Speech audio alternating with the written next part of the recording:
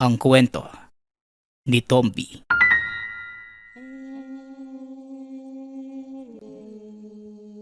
Ang kwentong ito ay hango sa totoong buhay. Mula ito sa isa nating tagapakinig. Karanasan ito ni Lucio. Walang eksaktong taon. Probinsya ng Antique. Nang mga panahong ito, nakaupo sa isang sulok itong si Lucio. Nag-aalala sa kalagayan ng ama. Kakauwi lamang ng tahanan ng mga oras na yun nang malaman na dinukot ito ng mga hindi kilalang tao noon pang nakaraang araw.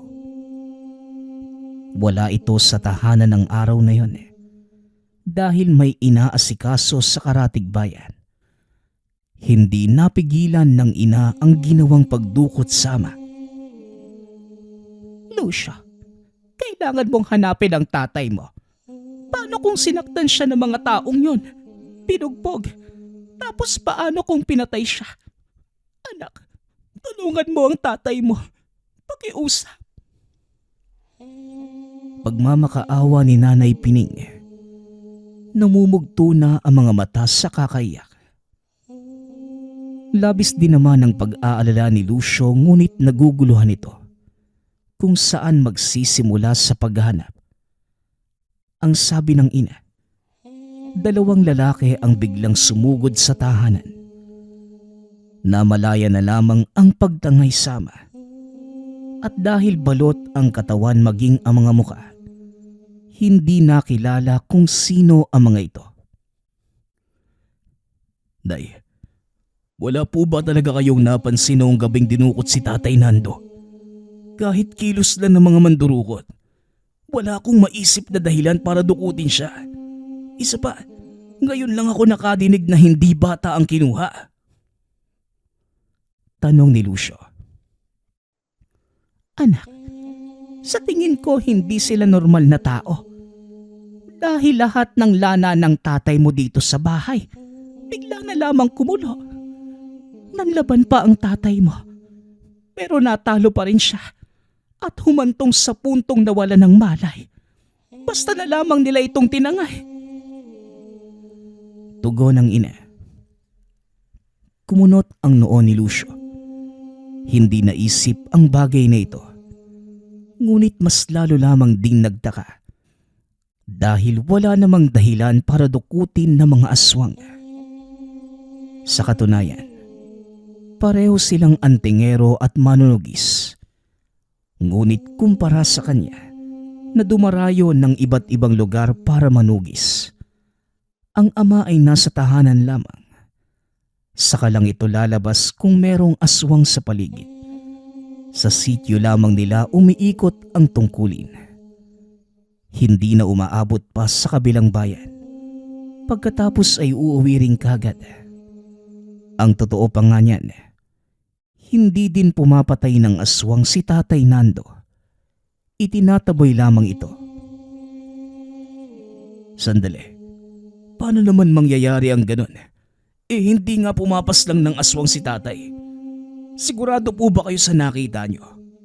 Nanay, baka naman may kung ano kayong sinabi sa kanya para sumama ang loob at maglayas. At palabas lang ang lahat ng pagkulo ng Ngunit naitikom ni Lucio ang bibig. Nang mapansin ang mga bote ng pangontra na wala ng laman. Bago ito umalis, puno pa ang mga lagayang yon. Napabuntong hininga na lamang at saka napaupo. Gulong-gulo ang isipan kung saan hahanapin ang nawawalang ama. Saka lang natin malalaman ang totoong dahilan kapag nahanap na natin ang tatay mo. Alam kong may alam siya kung bakit yun nangyari sa kanya. Baka may hindi siya sinasabi, anak. Wika ni Nanay Pining. Inalala ni Lucio ang mga araw bago tuluyang umalis. Kasama niya ang ama. Ngunit napansin ang biglaang pananahimik. Ilang beses ding pasulyap-sulyap sa bintana. lalo na sa gabi na para bang may hinihintay na dumating. Hinayaan na lamang din dahil walang ibang kahinahinala. Sa ngayon, ito pa lamang ang naiisip. Ang tunay na dahilan ng pandurukot ay hindi pa rin alam. Kung sino man silang tumangay kay tatay, sisiguraduhin kong pagbabayarin ko sila. Kung may ginawa man silang masama, papatayin ko. Mariing wika ng binata, ngunit pilit pa ring pinapakalma ang sarili. Nang makapagpahinga mula sa ilang araw na panunugis, sinimulan na ni Lucio na maglakad-lakad para maghanap ng bakas. Ngunit wala itong makita sa tahanan, maliban sa mga natitirang amoy ng aswang. Ilang beses ding nalibot ang lugar ngunit wala pa ring matagpuan. Sumadya na rin ito sa mga kakilala at kaibigan ng ama. Ngunit ni isa ay walang palatandaan. Anak, alam kong pagod ka pa dahil kakauwi mo lang mula sa panunugis. Pero sana naman, huwag kang sumuko sa paghahanap kay Tatay Nando mo.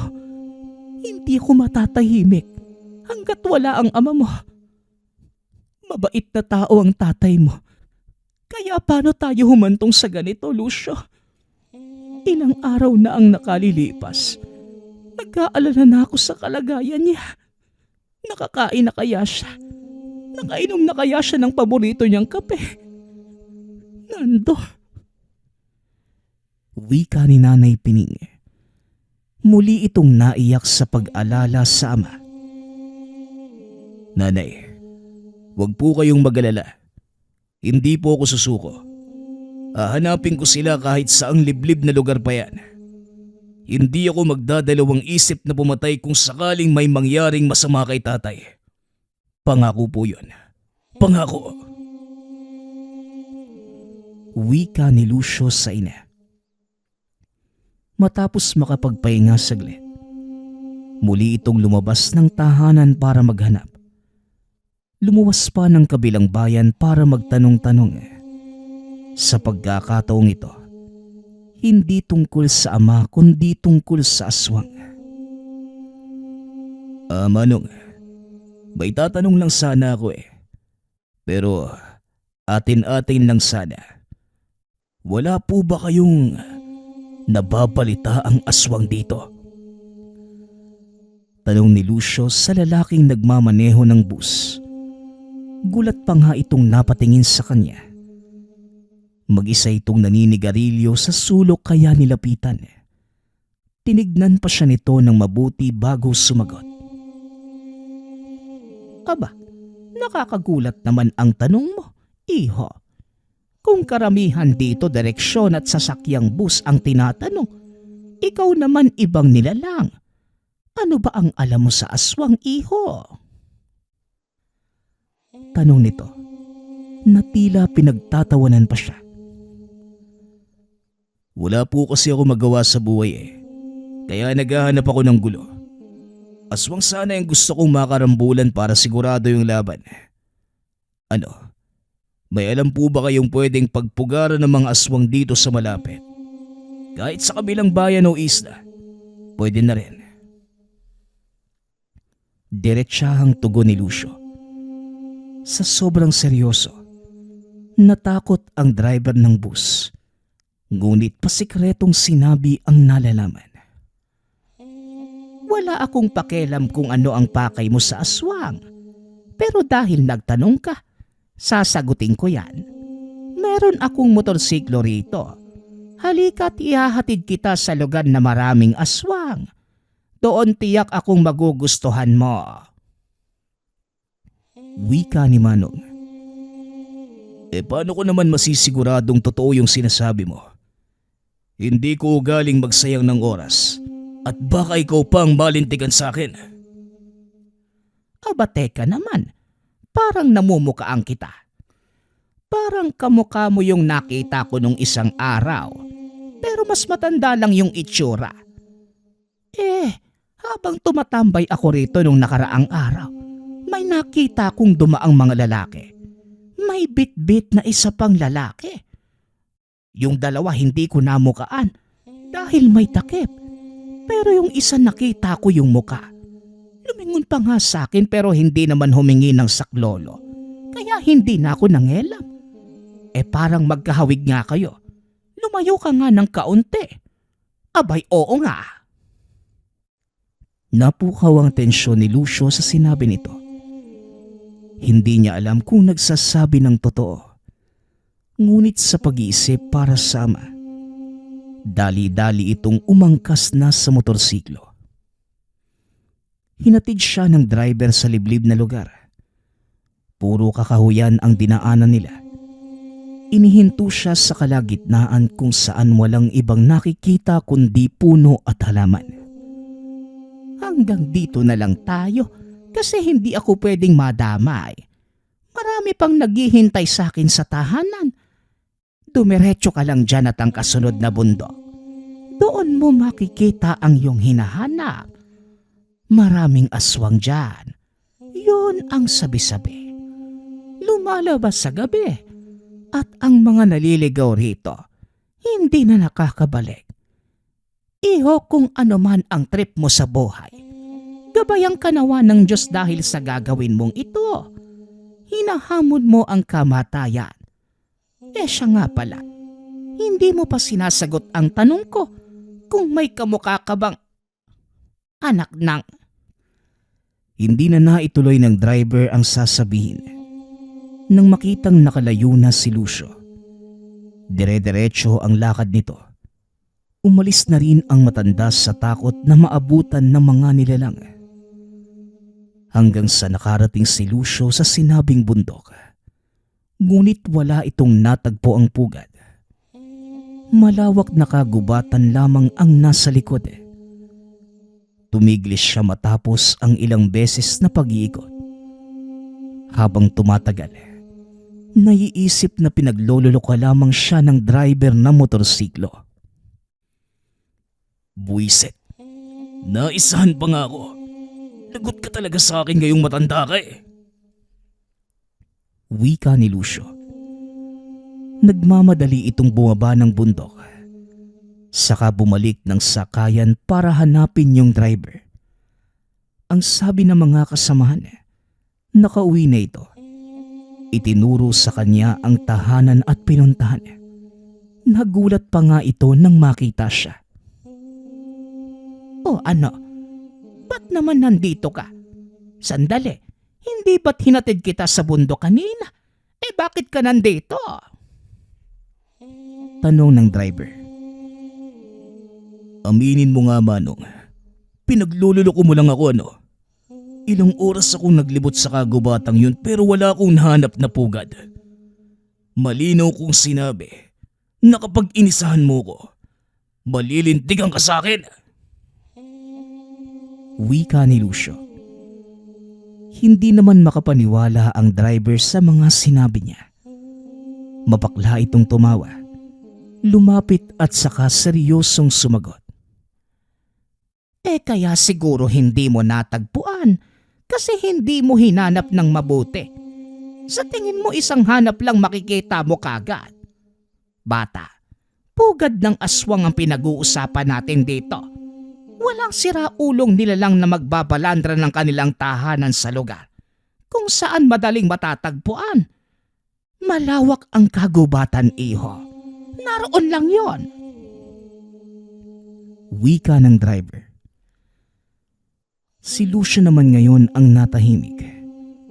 Inisip ng mabuti ang nadinig. Inalala niya ang ginawang pag-alugad kanina. Tama ito. Hindi nga naging maigi ang kanyang paghanap. Kung ganon, bakit hindi mo na lang sabihin sa akin ang derechahan kung nasan talaga ang pugad na yan?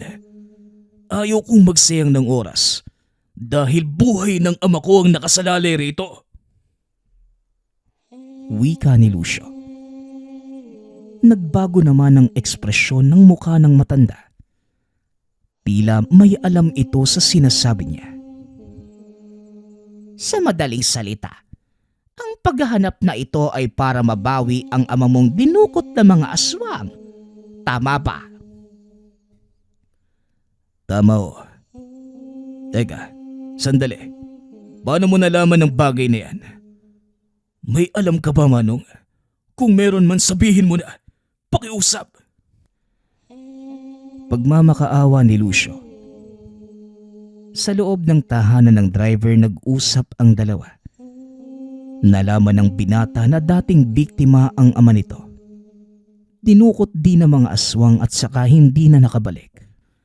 Sa pagkakaalam ng matanda, ginawa na itong alay o hindi kaya pinagpiestahan. Maraming beses na itong nangyari at iilan lamang ang nakakaalam kung saan napupunta ang mga kinukuhang tao. Manggagamot ang sinundan kong ninuno. Sa kanya ko nalaman ang lahat ng ito. Sa katunayan, isa ding manggagamot ang tatay ko. May ilang beses ding nanugis kapag may aswang na napapagawi rito. May nakalaban siyang nilalang na nagmula sa pugat. Doon sa kagubatang yon. Tapos namalayang ko na lang yung paglusob dito sa bahay. At dinukot din siya. Hanggang ngayon hindi ko na nakita. Hindi na rin ako aasang buhay pa siya. Wika ng matanda. Napabuntong hininga si Lucio. Hindi inaasahan na dinanas din ng taong kausap ang pinagdadaanan niya ngayon. Nang madinig ang huling sinabi, naalerto ito. Ayaw humantong kay Tatay Nando ang sinapit ng ama ng Manong. Teka Manong, sinubukan niyo man lang ba siyang hanapin? Baka buhay pa ang tatay niyo at nagtatago lang sa lugar kung saan alam niyang ligtas siya. Tanong ni Lucio. Magmula ng araw na nawala siya. Hinanap ko siya ngunit hindi pa rin matagpuan. Nagpalipas pa nga ng ilang gabi sa labas para lang mag-ikot kung saan-saan. Halos mabaliw ako, iho. Paglipas ng panahon may nagpadala ng bungo rito. Ayaw ko mang isipin pero ano pa nga ba ang pinapahiwatig ng regalong yon? Wala na, iho. Sumuko na lang ako. Wika ng driver. Lalong bumigat ang damdamin ni Lucio sa nadinig. Sa puntong ito, unti-unti nang nawawalan ng pag-asa para sa ama. Gaano na ba katagal nawawala ang tatay mo? Kung ilang araw pa lang, baka may pag-asa pa. Tutulungan kita, iho. Wika ng matanda. Tawagin na lang natin ito sa pangalang Narsing. Nabuhayan ng pag-asa si Lucio. 2 araw pa lang po, magmula nang nawala si tatay. Saan naman po natin siya hanapin? Doon pa rin po ba sa kabundukang yon? Saan pa nga pa? Diyan lang naman pumupunta ang mga aswang na may taong bitbit. Subukan nating umpisahan sa ikalawang bundok, kung saan dating naaktuhan ng ninuno ko ang ritual na ginagawa ng mga nilalang. Wika ni Mang Narsing. Pagkatapos ng plano, kumilos sila kagad. Hindi alintana ang kadiliman ng gabi. Pagkarating sa bundok, naghanap ng pwesto para pansamantalang tambayan habang naghihintay ng aswang. Teka Manong, akala ko po ba maghahanap tayo? Bakit tayo magtatago at mag-aabang? Tanong ni Lucio. Maghintay ka lang, bata. Dito madalas napapadaan ang mga aswang. Maya-maya lang, may mahuhuli rin tayo. Alisto ka lang dyan, bata. Tugon ni Mang Narsing. Naganda ng patalim at langis. Hindi inaasahan ni Lucio na meron itong sariling kagamitan. Siya naman ay naglabas ng sariling punyal at dali-daling nagdasal. Hindi mo sinabi na isa ka palang aktwal na manunugis. Akala ko ordinaryong tao ka lang na naghahanap ng nawawala mong ama. Kaya pala malakas ang loob mong magtanong tungkol sa aswang. Nanggugulat ka naman, iho. Ilan na ba ang napuksa mo? Gaano ka na katagal nanunugis? Mahigit 10 taon na po. Mabibilang pa naman sa daliri ang napatay ko. Ang madami, yung mga naitaboy. May nilalang kasi na nadadaan sa simpleng pagtaboy. Sila yung hindi nag-aaksaya ng panahon para makipagtuos sa manunugis. Umaalis na sila para maisalba ang buhay. Tugon ni Lucio. May iba't ibang uri talaga ng manunugis. Ang ninuno ko dati. Kahit manggagamot lang yon, walang pinapatawad. Kapag nalamang aswang ka, tutugising kagad at papatayin. Kinatatakutan ngayon. May ilang beses na may nagparamdam dito. Tinawag lang ang pangalan ng ninuno ko. Naglalaho na yung mga nilalang. Pero noong sumakibilang buhay sila, hindi na nadadaan sa ganoong paraan. Ang tatay ko naman, puro pagtataboy lang din ang alam. Takot lumaban, hindi gaanong matapang. Umiiwas sa gulo kaya ayon, noong sinalakay walang nagawa. Wika ng matanda. Napatingin si Lucio kay Mang Narsing. Naiintindihan niya dahil ganon din naman si Tatay Nando. May pag-aalangan sa pakikipaglaban. Ilang sandali pa naging alisto sila pareho nang maramdaman ang presensya ng nilalang sa paligid. May nakita silang dalawang nilalang na merong kinakaladkad na tao. Sa datingan nito, isang manggagamot, bugbog sarado at walang malay. Bata, haharangan ko sa unahan.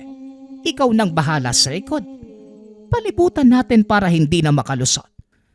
Walang pag-aalangan ha. Kung makahanap ka ng pagkakataong mapatay, gawin mo na kagad. Kilos na! Wika ni Mang Narsing. Kanya-kanya sila sa pagkilos. Nang makatsyempo ay sabay na hinarangan. Nagulat naman ang mga nilalang sa ginawa nila. Hindi makagalaw na mapagtantong napapalibutan. Dagdag ba siya sa koleksyon? Napansin ko na manggagamot at manunugis ang tinatangay nyo. Anong meron? May ginaganap bang ritual? Ilang buhay pa ba ang kukunin yung mga animal kayo bago kayo magtigil sa ginagawa nyo? Wika ni Mang Narsing. Binitawan naman ng mga aswang ang dinukot na manggagamot. Naghanda ang mga ito para sa pakikipaglaban. Aba, aba't nakikipagtuos pa? Sigurado na ba kayong kaya nyo kaming labanan? Bata, ano, handa ka na ba? Pagbigyan natin ang dalawang ito. Dagdag na wika ni Mang Narsing. Naunang sumugod ang mga aswang. Dumedepensa lamang sina Lucio. Sinusukat muna ang lakas ng mga ito bago bumuelo. Naibagsak niya kagad. Ngunit nagtataka nang makita ang paraan ng pakikipaglaban ni Mang Narsing.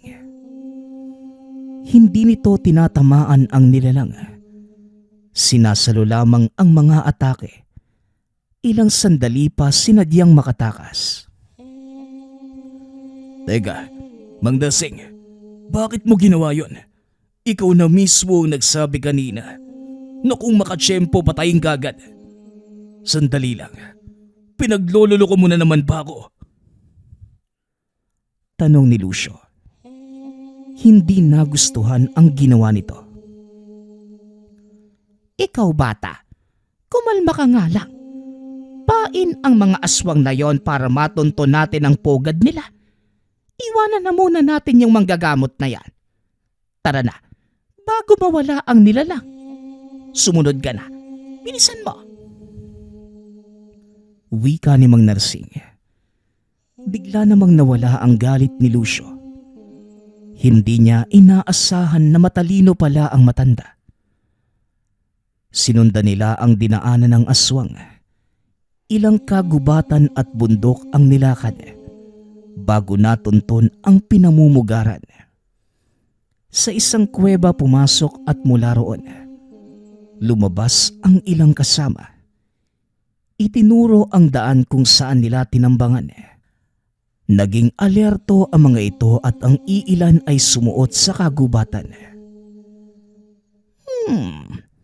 Nagsumbong na ang kumag, kaya lalarga na ang mga yon para hanapin tayo. Huwag ka na munang maglikot para dumiretso sila. Maghanda ka, dahil kapag nakatsyempo, papasukin natin ang kuweba. Malamang sa malamang, nandiyan ang tatay mo. Siguro pa nga may iba pang dinukot. May alam ka ba sa orasyon ng sabulag? Mas mainam yon para makakilos tayo kagad. Tanong ni Mang Narsing. Kanino ko pa ginagawa yon, Mang Narsing? Kaya nga hindi nila tayo nakikita dito eh. Huwag din sanang magtagal. Dahil mawawala rin ang bisa maya-maya. Tugon ni Lucio. Mabuti. Alisto ka palang bata ka. Hindi na kailangang sabihan. Sandali na lang. Nakaalis na ang iba. Kaunting hintay pa, iho. Nagbatyag muna sila sa tabi habang tsumetsyempo. Dalawang aswang ang pabalik-balik sa paglabas para tignan ang paligid. Merong dumating na isa na may dalang patay na hayop. Ipinasok agad sa kuweba. Nang matansya ang galawan ng mga ito, dahan-dahan na silang lumapit. Si Mang Narsing ang pumatay sa isang nakatalikod. Saktong paglapit ay lumabas ito. Sa leeg sinaksak ng patalim kaya't hindi nakasigaw. Tinuluyan na rin at hinila sa likod. Ganito ang mangyayari kapag nakapasok na tayo. Ang bawat aswang na makikita papatayin kagad. Nandito na tayo, kaya wala nang pag-aalangan pa. Sasamantalahin natin ang bawat pagkakataon. Wika ni Mang Narsing. Napatango lamang si Lucio. Hindi niya inaasahan na maalam ito sa ganitong gawain. Dahil kung titignan, para lamang itong ordinaryong driver ng sasakyan. Pagpasok sa kuweba, kagad na bumungad ang iilang taong walang malay. Nakagapos ang mga ito. Maraming sugat sa katawan. Sa kabilang bahagi ang pwesto kung saan makikita ang kagamitan ng pagriritual. Si Mang Narsing ang umusisa roon. Habang abala si Lucio sa paghahanap sama. Tuwang-tuwa ito ng mahagip ng tingin. Ngunit hindi tuluyang nakalapit. Nang nawala ang bisa ng sabulag, nabisto ito ng mga nilalang na nasa loob. Ay, mga manunugis, merong mga anting-anting. Sigaw ng isang aswang para maalerto ang mga kasamahan. Dali-dali itong nilapitan ni Mang Narsing at walang tigil na pinagsasaksak. Inihagis ang katawan sa nagliliyab na sulo sa tabi. Dito na rin nagsimula ang aktwal na labanan sa pagitan nila ng mga aswang. Hindi inaasahan na mas marami pala ang nasa loob. Nako, ang dami po pala nila. Kaya ba natin to, Mang Narsing? Meron pang umalis Kapag bumalik sila, siguradong mas nadami pa sila. Wika ni Lucio. Napakunot din ang noo nang madinig ang pagtawa ni Mang Narsing. Parang may nakakalimutan kayata, bata. Meron kang hawak na tangan, maalam sa pakikipaglaban, at ilang taon ng manunuges. Para saan ang pag-aalalang yan? Siguro ngayon ka palang nakaharap ng ganito karami. Pero papaalalahanan lang kita na manunugis ka. Gaano mang karami ang nilalang na makakaengkwentro mo, tandaan mo palagi na isa kang manunugis. Wika ni Mang Narsing. Namulat si Lucio sa panandaliang pagkalimot sa tungkulin. Aminadong natakot saglit sa dami ng kaharap na aswang. Hanggang sabay-sabay na nagpalit ang mga nilalang. Bakbaka na. Dahil malapit na ang oras ng kanilang pagriritual. Kumilos ka na, bata. Utos ni Mang Narsing. Itinulak pa na matanda si Lucio palapit sa mga aswang. Kaagad naman niyang sinaksak ang nahawakang nilalang. Taga dito, taga roon. Sinabayan na rin ng dasal na dumadagdag sa pagpapahirap sa mga ito. Sa kabilang banda naman, hindi naman nagpatalo si Mang Narsing. Mabilis nitong naitutumba ang mga aswang. Walang binatbat ang dami ng mga ito. Ilang sandali pa ang lumipas. Nakabalik na ang mga kasamang umalis.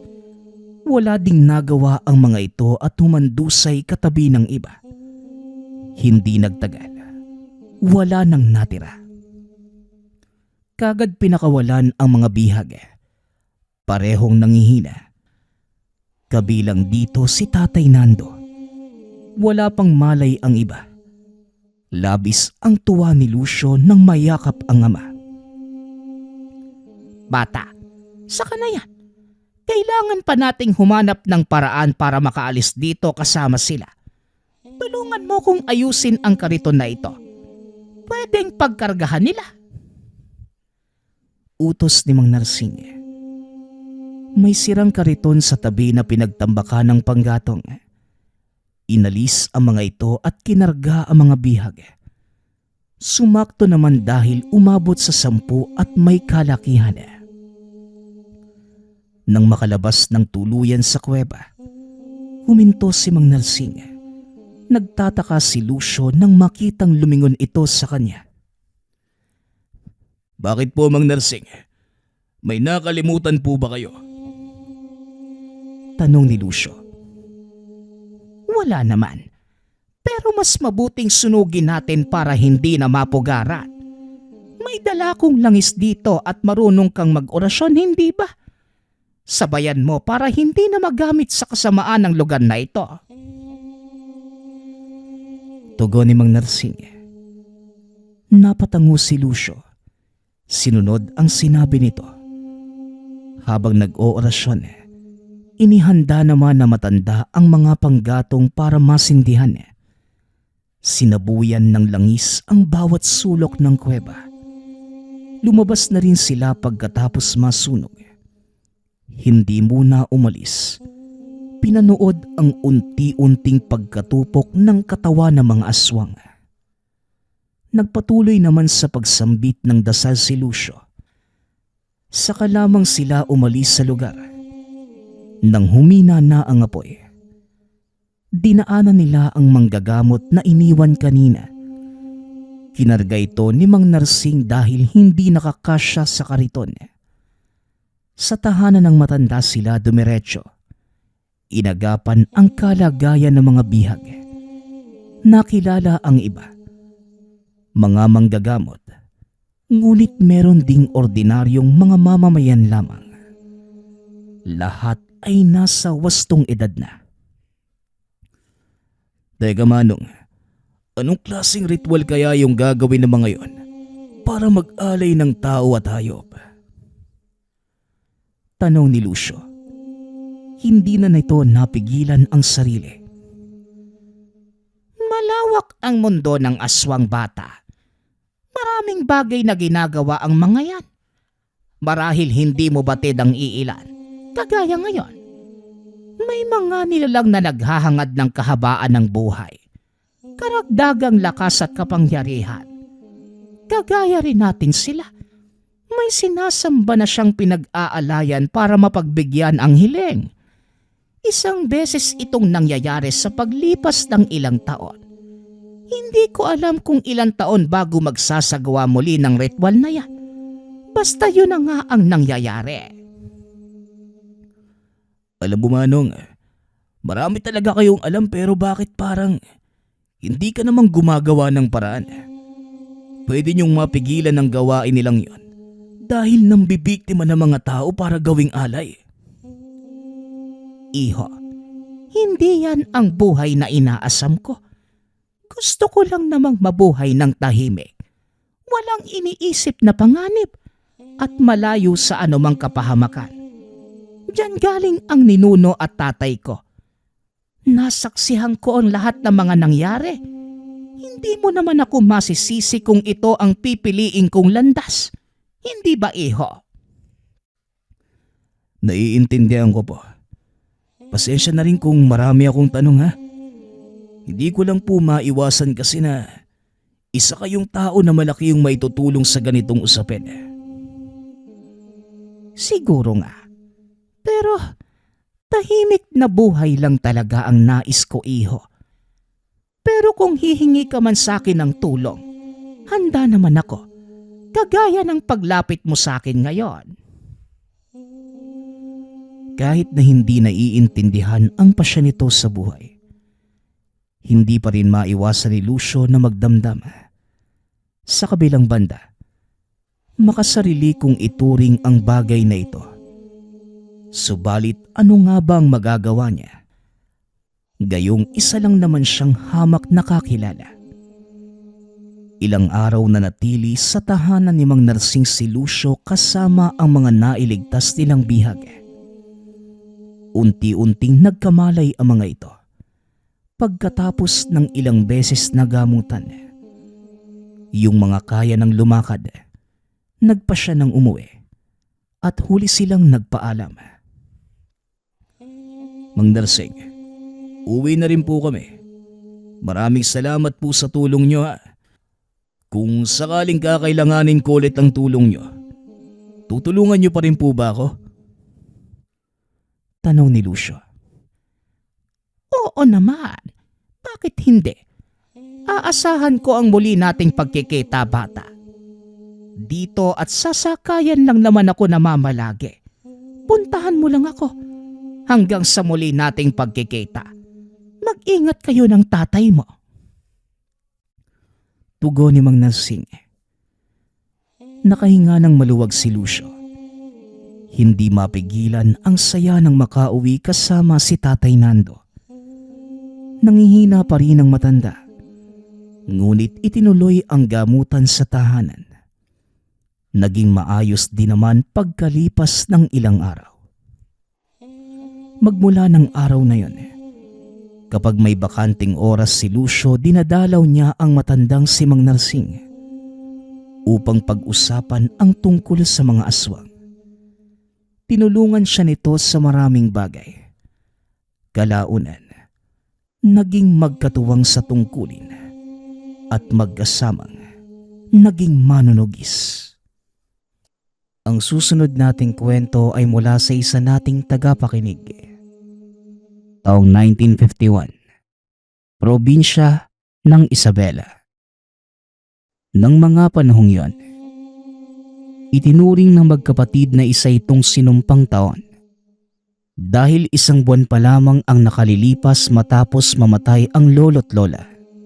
Sinalanta naman ang lugar ng napakalakas na bagyo na naging sanhi ng pagkawasak ng tahanan. Kaya naman, nakitira muna ang magkapatid sa tiyahin nilang si Gemma. Pumayag ang tiyahin sapagkat wala naman itong ibang kasama at likas na masipag ang dalawa. Kaya alam nitong hindi magiging pabigat ang magkapatid. Bata pa lamang, sinanay na sila Riba at Dasuk ng yumaong lolo sa pagdiskarte sa buhay. Lumaki ang magkapatid na walang kinikilalang magulang, sapagkat namatay ang ina matapos maipanganak ang bunsong si Dasuk. Habang ang ama naman, matagal na itong hindi nagpapakita sa kanila. Kaya naman ang lolo ang matyagang naghubog sa pagiging responsable ng dalawa. Si Riba bilang panganay, palagi itong nasa koprahan. Habang si Dasok naman, ito ang gumagawa ng lahat ng gawaing bahay. Sa ilang buwang paninirahan sa lugar, araw-araw na nag-iipon ang magkapatid na mga kawayan at anahaw para sa muling pagtatayo ng tahanan. At nang maging sapat na ang mga kagamitan, halos 3 araw silang naglakad papunta sa nasira nilang bahay. Buong maghapon nila itong trinabao. At nang palubog na ang araw ay naglakad na muli pauwi sa bahay ng tiyahin. Halos 1 buwan din naging ganon ang araw-araw ng magkapatid. Nang tuluyan ng magawa ang tahanan, kaagad namang nagpaalam ang magkapatid sa tiyahin. Walang humpay ang pasasalamat sa kadahilanan na napakalaking bagay ang pagpapatira nito ng walang kapalit. Dahil sa matagal nang nakatira sina Riba at Dasok sa lugar, wala namang masyadong nagbago doon. Bukod sa bago ang mga dingding at bubong ng tahanan. May mga oras din na nakakaramdam sila ng lungkot. Dahil isa ito sa mga ala-alang naiwan ng lolo't lola. Pero pinili ng dalawa na magpakatatag. Matapos bumalik sa tahanan, kaagad namang inasikaso ni Riba ang naiwang koprahan ng lolo. Dahil sa hindi naman palaging may makukopra, lalo pat kakatapos lamang ng bagyo. Araw-araw siyang naging abala sa pagpulot ng mga niyog at binibenta sa palengke. Habang si Dasok naman, piniling magtrabaho bilang tagalinis sa isang paaralan. Sa ganitong paraan, nairaraos ng magkapatid ang buhay sa pang-araw-araw. Isang araw, maagang gumising si Dasok dahil may gaganaping selebrasyon sa paaralan at kinakailangang makapaglinis na maaga. Kaya 4:00 pa lamang, nag-almusal na ito sa kusina at dahil gawa sa kawayan ang dingding, rinig na rinig ni Dasok ang ingay sa balon. Ang kusina nila ay katabi lamang ng palikuran. Sa tabi nito ay may lumang balon. Tila may binabagsak na balde ng padabog. Kaya nais niya sanang tignan kung anong ginagawa ng tao. Habang papalapit si Dasok, mas lalong lumalakas ang kalabog ng balding binababa sa balon. Nang makarating sa lugar, wala namang tao ngunit nakita niyang may laman ang balde na nakapatong sa balon. Dahil sa nakita, nakaramdam ng kaba si Dasok. Tuwing gabi bago pa man matulog, palagi nilang binababa ang balde nang hindi mahirapan sa pagkuha ng tubig sa darating na araw. Sinubukan din niyang ilawan pa ang mga katabing puno ng saging. Ngunit wala talagang makitang tao. Nang pabalik na si Dasok sa kusina, muli na namang umingay ang balon. Sa pagkakataong yon, para bang binuhos ang laman ng balde pabalik dito. Dali-daling pumasok si Dasok ng kusina para silipin ito sa pagitan ng mga dingding na kawayan. Dito na siya nakaramdam ng kilabot. Ang baldeng nakapatong ay nakatiwangwang na sa lupa at walang humpay sa paggulong na tila may sumisipa. Ngunit wala namang makitang tao si Dasok. Kaya hinugot nito ang itak galing sa ilalim ng lamesa. Inilusot sa pagitan ng mga dingding at sinabing, "Kung anong nilalang ka man, lumayas ka na, bago pa man kita mataga." Ilang minuto pa ang lumipas bago pa tumigil sa paggalawang balde. Dahil sa wala namang nararamdamang umaaligid, minabuti na ni Dasok na umalis ng tahanan para hindi mahuli sa paglilinis sa eskwela. Naging abala naman ang magkapatid sa buong maghapong yon. Si Riba ay nagtinda ng niyog, habang si Dasok naman ay naglilinis na sa paaralan. 6 ng gabi nang halos sabay na makauwi ang dalawa. Habang naghahapunan, naikwento ni Dasuk kay Riba ang mga nakita nito noong umaga. Dapat masanay ka na eh. Sabi sa akin ni Lolo bago pa man siya mamatay, may iba tayong mga nilalang nakasama dito. Nasabi din nga niya sa akin na kailangan nating mag-alay. Kaso nga lang, hindi naman niya nalinaw kung papaano eh. Matapos mailahad ni Dasuk ang mga nangyari, nabahala naman ang binata sa nagawa dahil baka magalit ang mga ito. Matapos ang kaunti pang pag-uusap, nagligpit na din ng pinagkainan si Dasuk at sabay na maagang nakatulog. 6 na ng umaga, napansin ni Riba na hindi pa bumabangon ang kapatid. Pinuntahan niya ito sa kwarto at naabutang nakatuwad sa higaan. Kaagad niyang tinanong kung ano ang nararamdaman. Ayon kay Dasuk, sobra ang pananakit ng tiyan. Kaagad naman itong pinainom ng halamang gamot. Nakadama ng kaginhawaan makalipas lamang ng ilang minuto.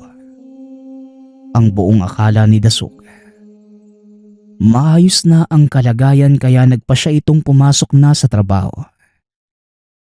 Ngunit makalipas lamang ang 2 oras, nakaramdam muli ito na matinding pananakit ng tiyan. Mabuti na lamang ay pinayagan siyang umuwi ng maaga.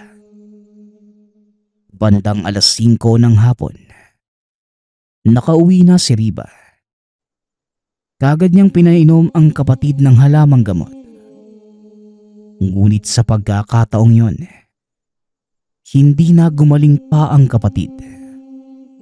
Habang tumitindi ang pananakit, ay siya namang paglaki ng tiyan ni Dasuk. Paglipas lamang ng 1 oras, sumasabay na rin ang pananakit ng ulo ni Dasuk. Kaya walang humpay itong hinilot ng kuya.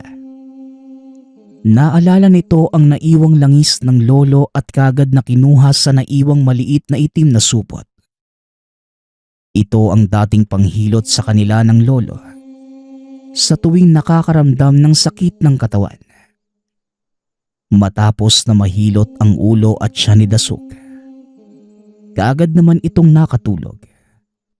12:00 ng hating gabi, nagising si Dasuk dahil sa walang humpay na pagkalabog sa bubong at bintana. Tila halos magiba na ang tahanan sa sobrang lakas. Kasabay nito ang pabigla-biglang pagsakit ng tiyan ni Dasuk. Hindi naman lumabas pa ng tahanan si Riba. Mas inasikaso na lamang nito ang kapatid.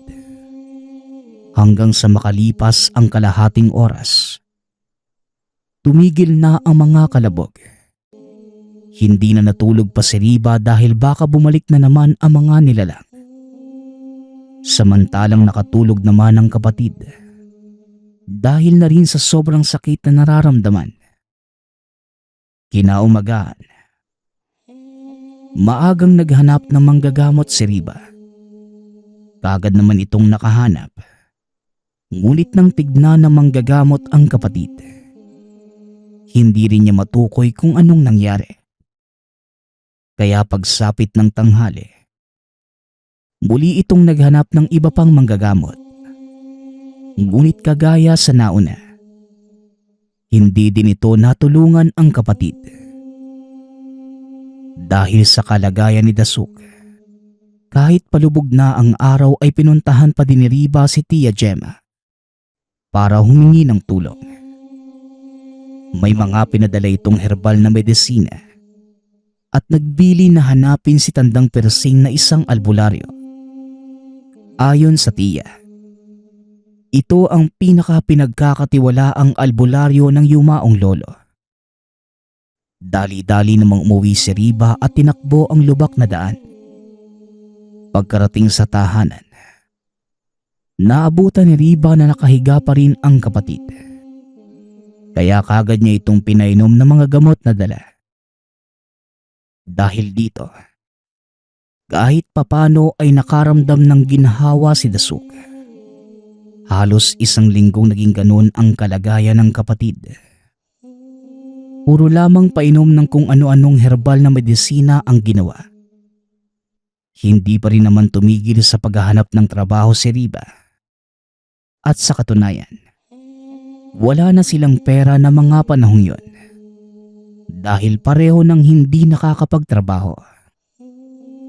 Hanggang sa may isang kapitbahay na nakapagturo kung nasaan si Tandang Persing. Naninirahan na pala ito sa kabilang baryo. Malayo man, determinado itong pinuntahan ni Riba. Kung kani-kaninong kalabaw siya nakisakay. Hanggang sa tuluyang marating ang tahanan ng manggagamot. Dahil sa kaibigan siya ng lolo. Kaagad naman itong sumama kay Riba. Gabi na makauwi sa tahanan. Bago pa man pumasok ng pinto ay nagwika na si Tandang Persing. Hindi ba naibili ng yumaong lolo ninyo? Nakakailangan mabigay alay sa karangat kapag bago ang tirahan. Kaya nagkasakit ang kapatid mo. Dahil naniningil sila ng kabayaran. Dahil sa hindi naman maintindihan ni Riba ay hindi na lamang ito nagsalita. Habang patuloy lamang sa pagsasalaysay ang albularyo.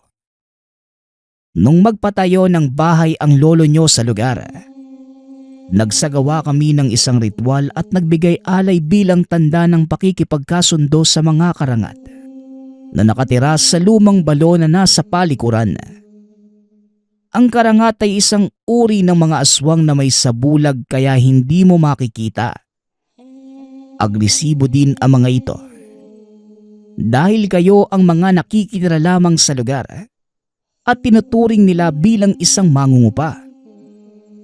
Kaya kailangan nyo makipagkasundo dahil may sakaliwa sila. Wika ni Mang Persing. Bago lamang sa tenga ni Riba ang mga sinasabi ng albularyo. Kaya naman pinakinggan nito ang lahat ng binibilin. Matapos yon, naghapunan muna sila. Hindi tinignan pa ng albularyo si Dasuk.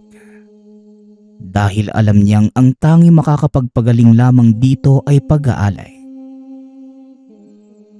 Kinabukasan, naghanap sila ng buhay na kambing. Ang dugo nito ang iaalay sa elemento. Ang manggagamot na ang naghanda ng mga kakailanganin sa gagawing ritual. Pagsapit ng tinakdang oras, mahina man ang katawan ni Dasuk. Pinilit pa rin itong lumuhod sa harap ng lamesa, habang nakapagitna naman ang albularyo sa magkapatid. Isinagawa na ng manggagamot ang ritual at tumagal ito ng halos 1 oras. Hindi man naiintindihan ang sinasabi ng albularyo. Ngunit ayon kay Riba, ang naging mensahe nito, ang mga inaalay ay walang kapalit na kung ano paman. Bagkus magiging simbolo lang ng pagkakasundo ng mga karangat at magkapatid. Matapos maisagawa ang lahat ng ito, nagpaalam na ang albularyo na mauuna na itong umuwi. Lubos naman ang pasasalamat na magkapatid. Sa mismong oras na yon, bumalik na sa dati ang tiyan ni Dasuk. Nawala na rin ang lahat ng nararamdaman. Doon lang nakatulog na mahimbing ang dalawa sa buong magdamag. Yun na din ang naging huling kalbaryo ng magkapatid sa mga karangat. Dahil sa alam na nila ang pangangalaga dito, hindi na rin sila muling ginambala pa. Nagpaparamdam pa rin ito paminsan-minsan. Ngunit nasanay na lamang ang magkapatid. Magpasa hanggang ngayon, tahimik pa din na ginagawa ng mga ito ang pagdadasal at pag-aalay ng 1 beses sa 1 buwan. tuluyan ang natanggap na magkapatid na parte na ng buhay ang mga elemento.